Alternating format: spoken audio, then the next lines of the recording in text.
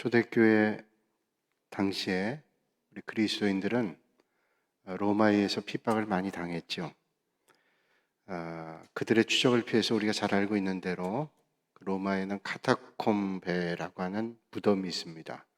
이 카타콤이라고 하는 무덤은 학자들이 얘기하기를 100km가 넘는다 그럽니다. 그 땅 속에 있는 무덤이, 그래서 일부가 지금 발굴됐는데 100km가 넘는 무덤, 땅 속에 다 무덤이 있는 거죠.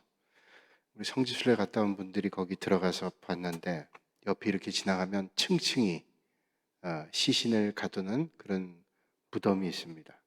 우리처럼 매장하는 게 아니라 굴처럼 이렇게 파가지고 거기다 1층, 2층, 3층 이렇게 시신을 쌓아놓는 것인데, 그러니까 카타콤이라고 하는 곳에 그 시신 썩는 냄새가 얼마나 심했고 얼마나 쾌쾌한 공기도 잘 통하지 않은 그런 곳이겠어요. 그러니까 그 무덤은 매장하고 난 다음에는 들어갈 일이 없습니다. 들어가고 싶지도 않은 것이고, 그러니까 로마가 핍박을 할 때 그리스도인들이 그 핍박을 피해서 무덤 속으로 들어가는 거죠. 카타콤이라는 무덤 속으로 들어가면 로마의 병사들이 알아도 웬만해선 들어가지 않습니다. 들어가고 싶질 않죠. 그러니까 믿음의 성도들이 거기서 하나님 앞에 예배드리죠. 되도록이면 걸리지 않게 깊숙한 곳에 들어갑니다. 빛이 하나도 없잖아요. 햇빛을 키고 들어가고 가능한 한 몸을 숨기고 예배를 드리는데 잠깐이 아닙니다. 핍박이 끝날 때까지 계속 대를 이어서 그렇게 예배를 드리죠. 근데 그 카타콤 옆에는 로마의 원형 경기장이 있습니다. 원형 경기장은 로마가 거기서 검투사들이 싸움을 하기도 하고 그러지만 우리가 잘 알고 있는 대로 믿음의 성도들을 체포해다가 거기에 모아놓습니다. 그리고 일주일 동안 굶주린 사자를 내놓습니다. 그럼 일주일 동안 굶주린 사자가 그 안에 있는 그리스도인들을 어떻게 하겠어요? 잡아먹겠죠. 공격을 합니다. 그러면 무방비 상태에 있는 그리스도인들은 죽거나 다치거나 또 먹이가 되거나 우는 사자, 굶주린 사자니 대책이 없습니다. 그런 고통을 겪었습니다. 근데 더 잔인한 것은 로마의 황제가 그 카타콤에서 붙잡은 또 예배드리다 발각된 그리스도인들이 원형 경기장에서 사자의 밥이 되고 있을 그 순간에 원형 경기장 가장자리에 황금 마차를 세워놓는다 그래요. 그 황금 마차는 뭔고 하니 너희들이 예수님의 부활을 부인하고 로마 황제를 숭배하는 순간 너희들은 사자의 밥이 아니라 황금 마차에 오를 수 있다. 회유하는 거죠. 그 죽음의 순간에 마음만 고쳐먹으면 황금 마차에 오를 수 있습니다. 황금 마차에 오른다는 것은 그냥 황금색 마차만 타는 정도가 아니라 그의 삶이 바뀌는 겁니다. 먹을 것도 주고 그들에게 자유를 주고 기쁨을 주고 평안을 주고 행복을 준다는 거예요. 자, 그러면 많은 사람들이 갈등이 되겠죠. 죽어가는 순간에 아이들도 같이 끌려오면 같이 죽죠. 얼마나 두려운 순간이에요. 그런데 그들 가운데 황금마차를 탄 사람을 아무도 본 적이 없답니다. 그러면 다 거기서 원형 경기장에서 죽음을 맞이하게 되죠. 무려 300년 동안을 황금마차를 탄 사람이 없대요. 다 죽죠. 자, 그런 와중에 카타콤에서 믿음을 지켰던 사람이 할아버지가 또 아버지가 그 자식들이 믿음을 지키다가 그 어려움을 잘 겪어냅니다. 무덤 속에서 예배드리지만. 그리고 300년 세월이 지난 다음에 313년에 우리가 잘 알고 있다시피 콘스탄틴이라는 로마의 황제가 기독교를 국교로 공인합니다. 그렇게 그리스도인들을 박해했던 로마가 기독교를 국교로 공인하죠. 인정하죠. 기독교 국가가 됐습니다. 믿음의 역사는 그렇게 이루어집니다. 핍박이 없고 고통이 없는 게 아니라 사자밥이 되는 고통 가운데 예수님을 배반하기만 하면, 예수님을 부인하기만 하면 황금마차에 오른다라고 해도 그 핍박을 이겨서 오늘 교회가 있는 것이고 믿음의 자리가 있는 것이죠. 오늘 말씀은 바벨론에 대한 말씀입니다. 큰 바벨론. 우리가 잘 알고 있는 대로 요한계시록이라는 책은 상징이 많이 포함되어 있습니다. 암시하고 있죠. 묵시록이라고 얘기합니다. 해석이 필요한 책이에요. 그래서 해석이 쉽지가 않습니다. 오늘 이 말씀에 바벨론이라고 하는 것은 예외 없이 모든 신학자들이 그 당시에 바벨론은 로마를 얘기한다, 그렇게 얘기합니다. 로마 가장 강했던 나라, 어떤 나라도 감히 대적할 수 없었던 나라, 그 당시에 세계 중심을 다 다스리고 있던 나라, 로마죠. 로마는 큰 도로를 만들었습니다. 어디든지 갈 수 있는 도로를 만들었죠. 그래서 모든 길은 로마로라는 말이 로마에서부터 출발합니다. 어떤 길로 가도 로마로 가는 길은 쫙 뚫려 있습니다. 그 도로는 군사도로죠. 그들이 식민지 삼고 있는 나라들을 바로 갈 수 있는 도로입니다. 그래서 그 길을 만들어서 반란이 일어나거나 반역이 일어나면 바로 제압하는 그런 도로가 군사도로입니다. 근데 하나님 역사하셔서 그 도로를 통해서 하나님의 복음이 선포되고 구원의 역사가 일어나게 됩니다. 어떤 핍박과 어려움이 있다 할지라도 하나님의 역사는 하나님의 뜻 안에서 계속 되고 있다는 거예요. 우리 지난 시간에 팍스 로마나라는 말씀을 드렸습니다. 팍스 로마나라는 말은 로마의 영광이고 로마가 주는 평화를 얘기합니다. 로마 사람들은 얘기합니다. 우리가 이 세상에 진정한 평화를 줬다. 그리고 그 일들을 칭송하는 사람들은 마저 로마가 우리에게 평화를 줬어. 로마 군사들이 치안을 유지하니까 웬만한 범죄들이 활동을 못하겠죠. 또 자기들이 힘을 가지고 다 억압을 주고 제한된 자유를 주니까 자기들이 생각할 때는 진정한 평화 같다고 생각해요. 그러나 그 진정한 평화가 아니죠. 예수님은 그런 포장된, 강압된 로마의 평화가 시작됐던 그 땅에서 출생하셔서 복음을 전하는 그런 사역을 하셨습니다. 하나님 나라를 선포하죠. 근데 주님이 선포한 평화는 로마가 말하는 평화하고는 근본적이 다릅니다. 로마의 평화와 다르죠. 로마는 자기들의 힘에 의해서 평화를 줬다고 얘기하지만 그리스도의 평화는 그런 힘으로 인한 평화가 아니죠. 섬김으로, 사랑으로, 자기 희생으로 이루었던 평화입니다.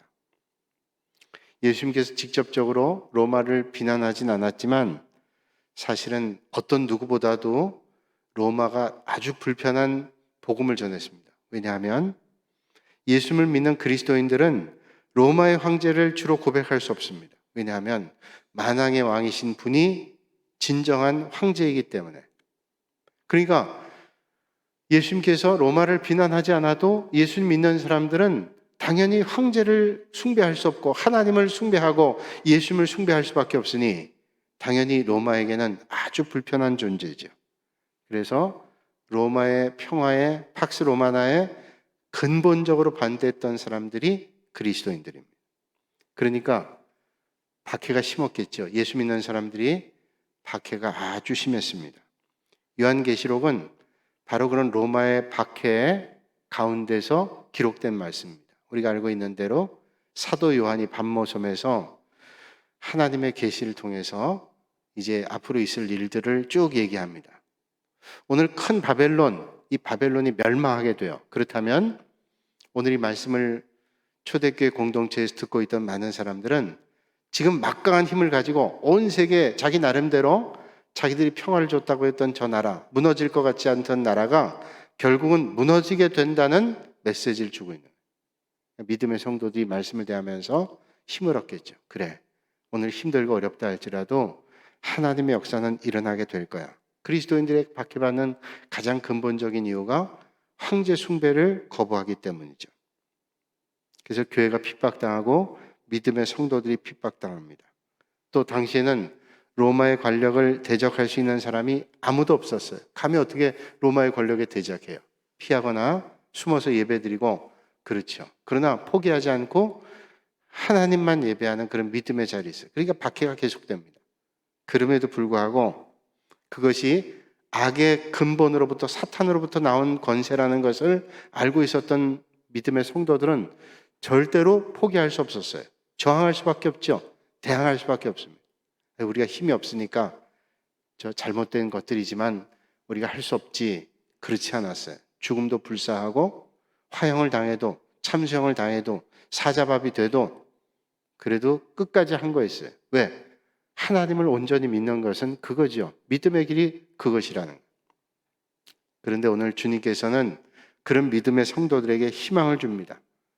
그때 우리는 혼자 있는 게 아니라 영원하신 주님께서 우리와 함께 하신다는 메시지를 주고 있는 것이죠. 폴란드 출신의 유명한 피아니스트 가운데 파데레프스키라는 사람이 있습니다. 이 파데레프스키가 미국 유명한 콘서트홀에서 콘서트를 하게 됐어요. 많은 사람들이 이제 파데레프스키가 나오기를 기다리면서 아주 아름다운 연주를 하겠다 기대하면서 기다리고 있습니다. 그때 그 연주에 9살 된 아이를 데리고 온 어머니가 계세요. 그 아이가 피아노를 좀 칠 줄 아는데 뭐 전문적이진 않죠. 그러나 이 유명한 피아니스트의 연주를 보면 더 도전받고 힘을 얻을 것 같아가지고 데리고 왔습니다. 아이는 어른보다 참을성이 없잖아요. 짜증을 내면서 도대체 언제 나오는 거야? 그러면 기다리다가 앞에 그랜드 피아노가 있으니까 막 가서 연주해보고 싶어 하는 거예요. 엄마가 야, 너 절대 나가면 안 된다. 좀 어설픈 애들이 나가서 치고 싶어 하잖아요. 막 치고 싶어 하는데 말리고 있는데 엄마가 잠깐 옆에 있는 사람 얘기하는 사이에 애가 나왔어요. 그래서 그랜드 피아노에 가서 의자에 앉더니 피아노를 치기 시작합니다. 우리가 잘 아는 또 대다수의 많은 분들이 칠 줄 아는 젓가락 행진곡 치고 있으니까 사람들이 갑자기 지금 조용하고 기다리고 있는 순간에 젓가락 행진곡 나오니까 다 보는데 깜짝 놀란 겁니다. 엄마가 보니까 자기 아들이 가서 거기서 연주하고 있는 거예요. 뭐 사람들이 야유를 하죠. 아니 저 엄마는 도대체 뭘 하고 쟤를 갖다 저기 이 유명한 연주에 파데레프스키라는 유명한 피아니스트가 연주하는 자리에 기다리고 있는데 뭐 그런 상황이에요. 그때 마침 파데레프스키가 뒤에 무대 뒤에서 나옵니다. 나오더니 전혀 동요하지 않고 그 아이가 연주하고 있는 젓가락 행진곡 하고 있는 그 피아노 옆자리에 앉습니다. 그리고 아이에게 귓속말하죠. 멈추지 말고 계속해라. 그리고 이 유명한 연주자가 옆에서 같이 연주해 주는 거예요. 여러분 젓가락 행진곡 해보시면 알지만 혼자 치는 것보다 둘이 치는 게 훨씬 좋습니다. 둘이 치니까 사람들이 더 집중해서 보겠죠. 함께 연주한 겁니다.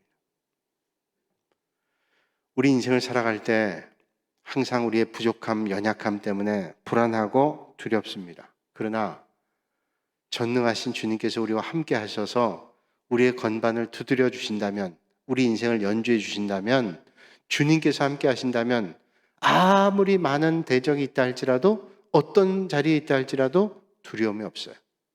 여러분 위대한 연주가가 연주해 준다면 그게 젓가락 행진곡인들 어떤 것이든 그 실력만큼 연주가 되는 거 아니에요? 여러분 유대인들이 그 당시 로마에 많은 핍박을 받고 있던 그리스도인들이 그 핍박 가운데도 담대할 수 있었고 죽음의 순간을 기꺼이 맞을 수 있었던 것은 뭐 때문일까요? 주님께서 함께 하신다라고 하는 거예요. 여러분 오늘 우리의 삶의 자리가 어떻다 할지라도 주님께서 함께 하심, 그 주님과 함께 하심이 여러분의 삶의 자리에 넘치실 수 있기를 주님의 이름으로 축복합니다. 오늘 말씀을 그런 관점에서 보시면요, 큰 바벨론에 의해서 믿음의 성도들이 얼마나 많은 고초를 당하고 있어요. 오늘 1절에서 7절 말씀 보면 이제 하늘에서 천사가 내려와서 그의 영광이 비춰나는데 땅이 환하게 펼쳐지게 됩니다.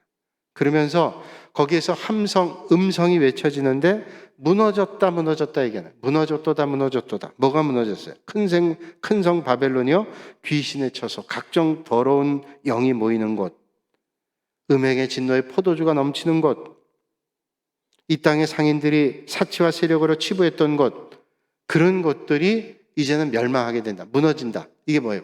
바로 로마가 무너지게 된다라는 거예요.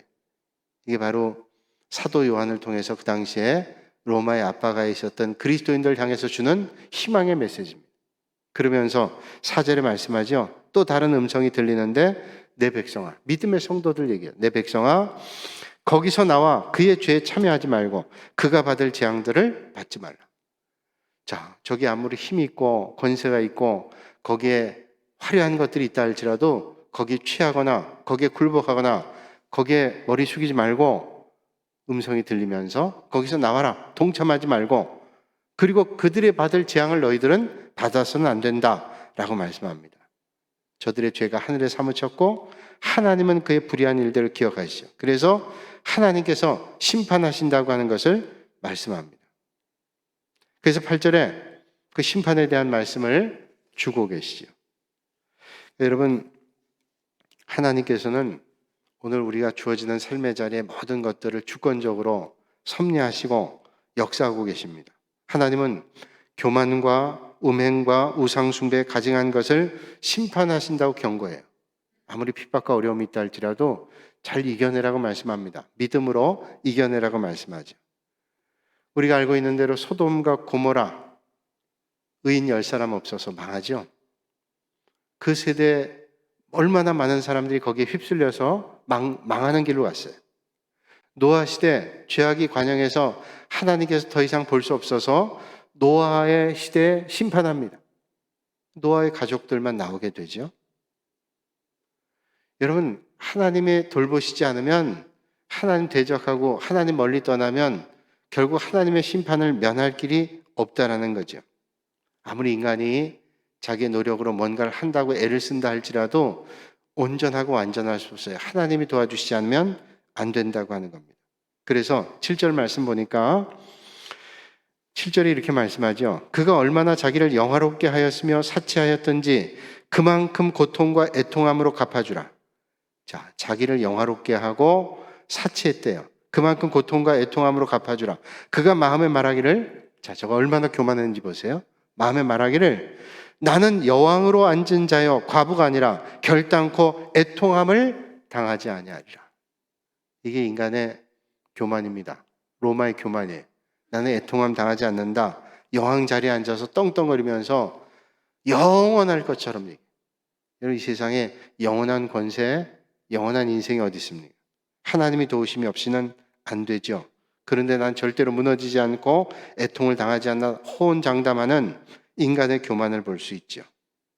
여왕의 최고의 자리에 앉아서 교만한 거죠. 그런데 여러분, 누구든지 하나님의 나라와 하나님의 의를 구하지 않고 하나님의 영광을 드러내지 않으면 그건 하나님 보실 때 멸망당할 수밖에 없는 교만한 것이다 하는 사실을 말씀해 주는 거예요. 여러분, 우리가 오늘 누리는 권세, 오늘 우리가 누리는 많은 것들이 하나님의 은혜라는 것을 잊지 말아야 돼요. 더욱이 오늘 우리가 고난주간을 보내고 있는데 오늘 우리가 구원의 자리, 은혜의 자리에 있는 것이 예수님의 십자가 보혈의 은혜, 예수님의 피값을 얻은 구원, 내가 뭘 해서 구원받은 게 절대로 아니죠. 오늘 우리가 할 수 있는 것은 예수님의 구원의 은혜를 믿음으로 받아들이는 거예요. 믿음으로. 근데 그 믿음조차도 하나님께서 우리에게 주신 겁니다. 그러니까 제가 가끔 말씀드리지만 믿음이라는 것은 믿어진 겁니다. 믿어진 거예요. 야, 처음부터 끝까지 하나님의 은혜예요. 어떤 사람은 복음이 들어와도 그 복음을 받아들이지 못한 사람이 있고 어떤 사람은 금방 받아들이는 사람이 있어요. 그러면 그건 믿어지게 된 거죠. 하나님의 은혜죠. 나는 하나님 것이니 하나님의 이름에 영광을 돌리리라. 그런 믿음의 고백으로 설 때 하나님이 도와주십니다. 여러분, 오늘 이 믿음의 자리에서 하나님 예배하는 여러분들, 하나님의 은혜를 날마다 기억하면서 더 큰 믿음의 자리에 서실 수 있기를 주님의 이름으로 축복합니다. 여러분, 잘 믿는 것은 내가 연약한데 하나님 도와주시니 이렇게 산다. 날마다 주님의 은혜를 고백하는 사람이 날마다 믿음의 은혜 살아요. 여러분, 혹시라도 조금이라도 교만이 들어오면 믿음으로부터 멀어지게 됩니다. 야, 내가 이렇게 믿는 거, 이만한 실력이 있는 것은 내가 저 사람들보다 믿음이 낮기 때문에. 여러분, 그런 마음을 가지게 되는 순간 사실은 오르막길 아니라 내리막길로 내려가고 있는 겁니다. 중국에 알리바바라는 그룹의 창업자인 마오인이라는 사람이 있죠. 이 사람은 명문대학 나오지 않았습니다. 중국도 명문대학에 대한 그 갈망이 아주 큰 나라죠. 우리나라, 일본, 중국 다 명문대학 아주 중요하게 생각합니다. 뭐 어느 나라나 그렇지만 더 강렬한 열망이 있는 나라들이죠. 중국도 명문대학에 대한 사모함이 크는데 이 알리바바의 마오인이라는 회장은 명문대학 나오지 않았어요. 또 그가 IT 분야를 전공한 사람도 아닙니다. 가난한 집안에서 태어나서 그저 평범하게 영어 강사를 하던 사람. 그런데 그가 알리바바를 창업해서 15년 만에 중국을 넘어서 세계 대단한 그룹의 회장이 됐잖아요. 이 사람이 다녀보지도 않은 스탠퍼드 대학에, 미국의 유명한 명문 대학이죠. 스탠퍼드 대학에서 강의할 때 이런 말을 했다 그래요. 자기의 성공 비결은 돈, 기술, 그리고 계획, 이 세 가지가 부재했기 때문에 자기는 성공했대요. 아이러니한 얘기예요. 자기는 돈이 없었고 기술이 없었고 계획이 없었기 때문에 성공했다는 거예요. 역설적인 얘기죠. 그 말에는 의미가 있어요. 어떻게 돈이 없이, 그럼 기술이라도 있었겠지. 계획, 뭔가 아이디어가 있었으니 그렇지 않아? 그럴 거예요. 그런데 그가 그렇게 힘줘야 얘기한 것은 이런 의미가 있습니다. 그는 이렇게 얘기했어요. 자기는 돈이 없었기 때문에 해결할 문제를 치열하게 고민하는 아이디어의 노력으로 대응했다는 거예요. 돈이 없으니까 어떤 사람보다 더 뛰어난 아이디어, 뭐 이런 것들을 개발하지 않으면 안 됐다는 거예요. 그러니까 더 노력했다는 거예요. 더 노력.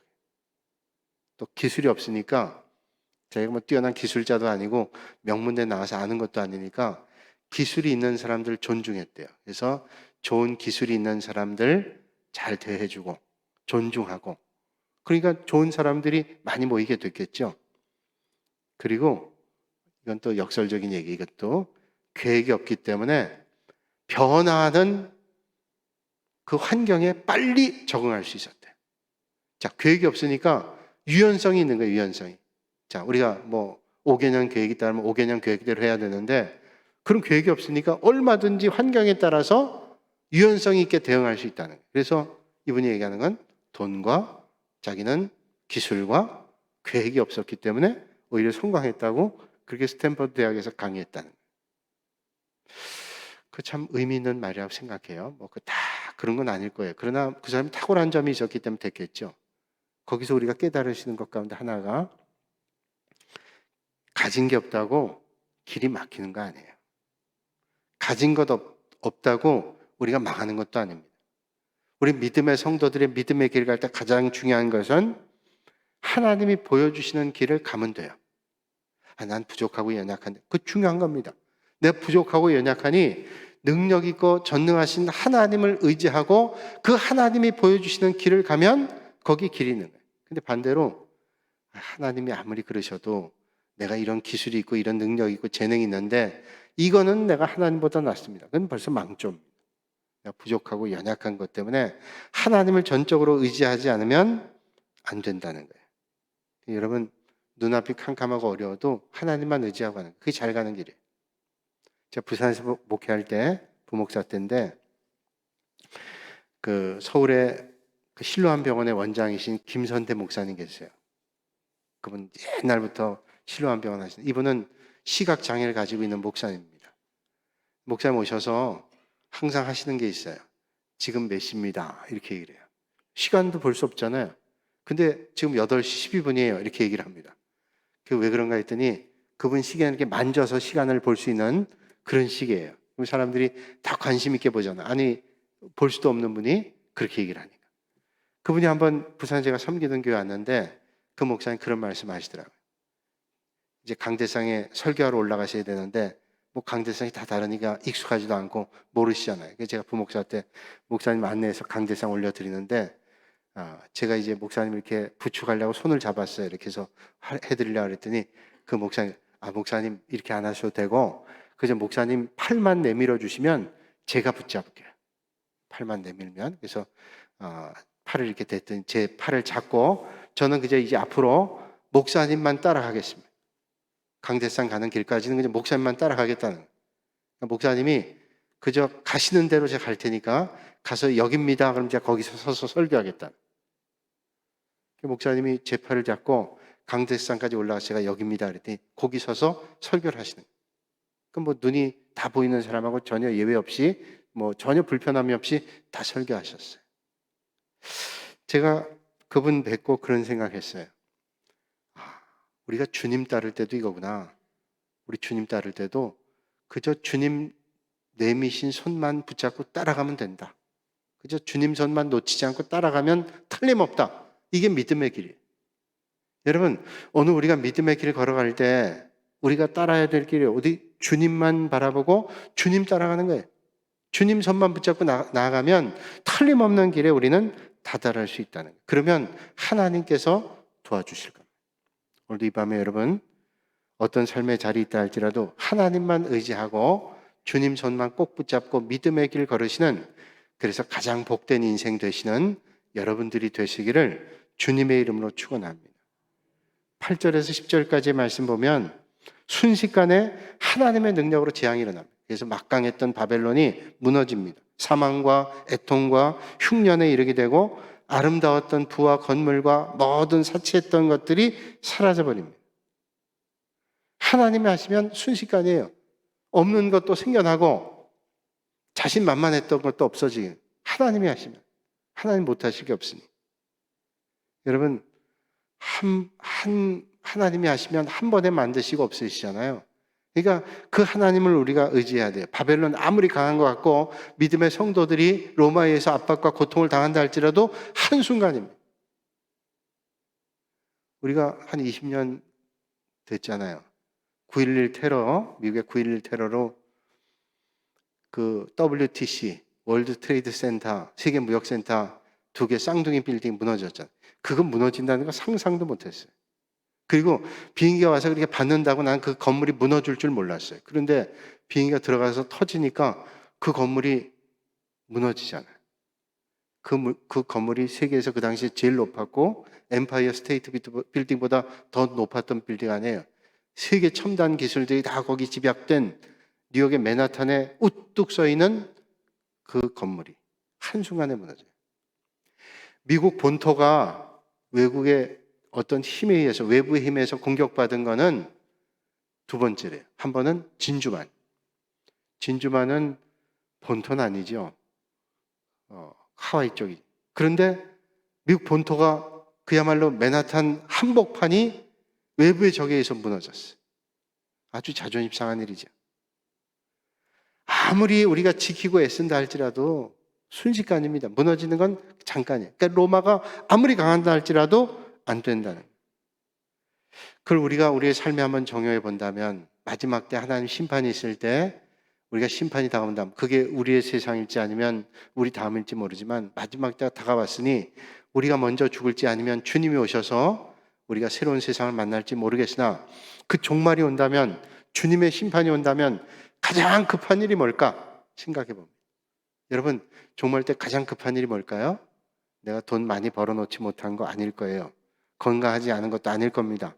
가장 급한 것은 내가 주님을 제대로 믿고 있는가 하늘 걸 것이고, 또 하나는 내 가까운 사람이 주님을 모르고 있다면 가장 급한 일일 거예요. 나는 그래도 예수 믿는데 내 남편이 예수 믿지 않는다면, 내 아이들이 예수 믿지 않는다면 시간이 없어요.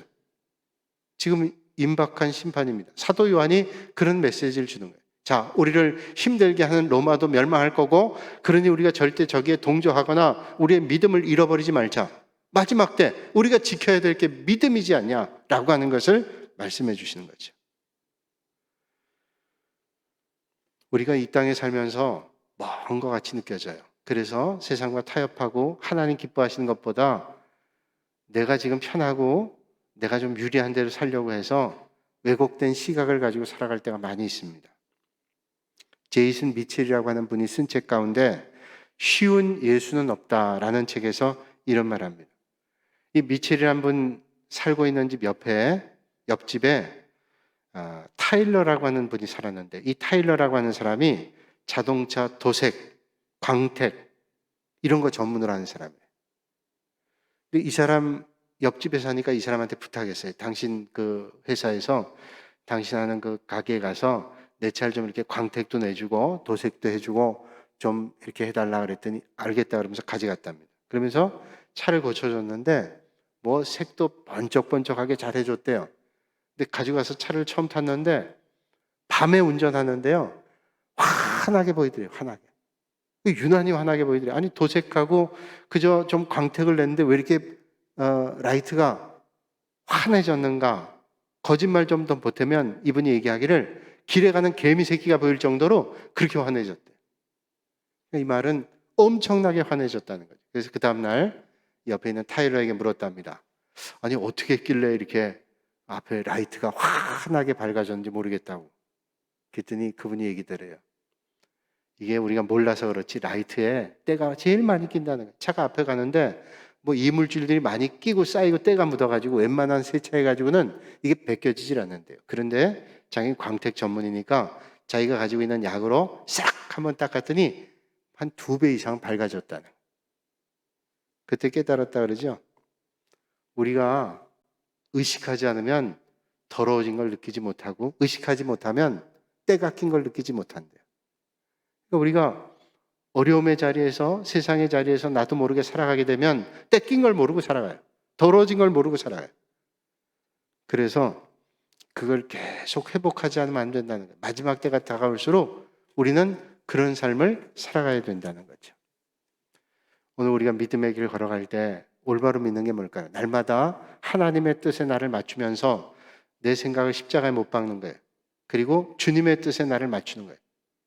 근데 주님의 뜻이 내 뜻과 똑같으면 문제가 없는데 어떤 때는 주님의 뜻에 나를 맞출 때 너무 힘들 때가 있어요. 내 생각과 주님의 뜻이 너무 달라요. 그러면 누구의 뜻이 맞아요? 주님의 뜻이 맞는 거예요.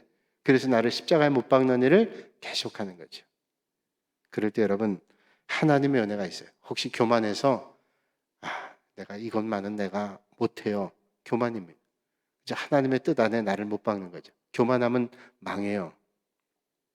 1912년에 4월 14일에 타이타닉이라는 데 우리 아시죠? 타이타닉. 제가 언젠가 다큐멘터리를 봤는데 타이타닉에 대한 다큐멘터리를 봤어요. 뭐 비행기 타고 가다가 본 것 같아요. 거기 보면 영상들이 많은데 타이타닉 다큐멘터리인데 1912년에 4월 14일 날 배가 그 빙산을 받아가지고 깨졌어요. 그래가지고 15일 날 침몰되기 시작했어요. 다 가라앉았어요. 금방 가라앉았어요.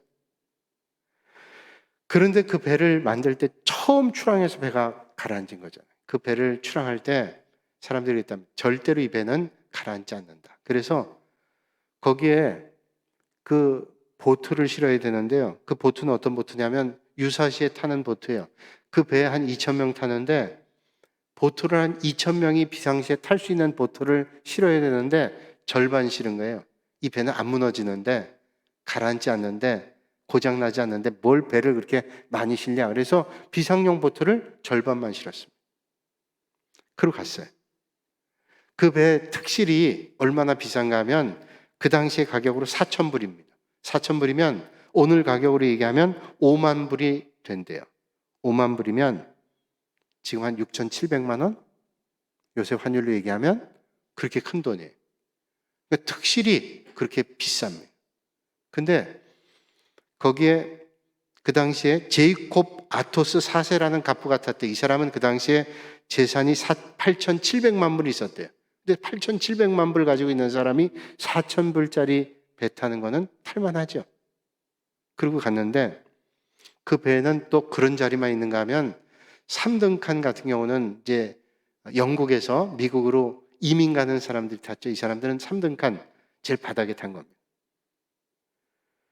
그렇게 타고 가는데 이 배가 16개 방수 격실이 돼가지고 이중 바닥이 됐대요. 이중 바닥 됐다는 말은 바깥게 깨져도 속에 깨 있어서 안전하다는 거예요.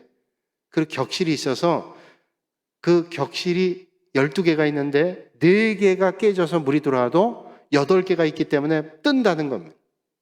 그러니까 안전하다는 거예요. 자신만만한 거죠. 그러니까 웬만해도 절대로 안 깨진다. 이 배는 가라앉지 않는다. 자신만만했어요. 그런데 그 격실이 5개가 깨졌어요. 물이 들어와가지고 결국은 빙산과 부딪히고 격실 5개가 깨지고 물이 들어와서 결국은 가라앉았어요. 근데 이 나중에 사고 나서 어떤 사람들이 죽고 살았나? 그 배에서요 1,500명이 죽고 700명이 살았어요. 2,200명 정도 탔는데 1,500명이 죽고 700명 살았는데 보트가 한 절반 정도 있기 때문에 더 살아야 되는데 보트에 돈 많은 특실 사람들 1등실, 2등실 있는 사람들 더 많이 태우느라고 그 사람들이 여유 공간 주느라고 사실은 3등실에 있는 사람 탈 수도 없었대요. 제일 먼저 죽은 사람들이 지하에서 제일 아래쪽에 기관실에서 땀 흘리던 세계 각국에 정말로 힘없는 사람들이죠. 그 사람들이 먼저 죽게 되는데 물이 들어오니까 거기 철문을 닫은 겁니다. 방수하기 위해서. 거기 죽고. 그다음 3등실에 있는 사람들은 여자가 25% 살았대요. 남자는 거의 다 죽고. 근데 1등실, 특등실에 살아있는 여자들은 100% 살았다. 남자는 50%. 그게 통계에 나와 있어요. 그러니까 뭐 대다수의 3등실에 탄 사람들은 여자가 25% 살고 다 죽었다니까 상당히 많은 어려운 사람들이 죽은 거죠. 제가 말씀드리고 싶은 것은 교만한 거예요. 야, 이거 절대로 끄떡이 없어. 교만한 망해요. 하나님 제일 싫어하는 게 교만한 겁니다. 여러분, 바벨론 떵떵거리고 교만했습니다. 그리고 하나님의 백성들을 우습게 생각했어요. 망하지. 여러분, 오늘 우리에게 이 계시록 18장이 주시는 말씀이 뭘까요? 바벨론은 망한다.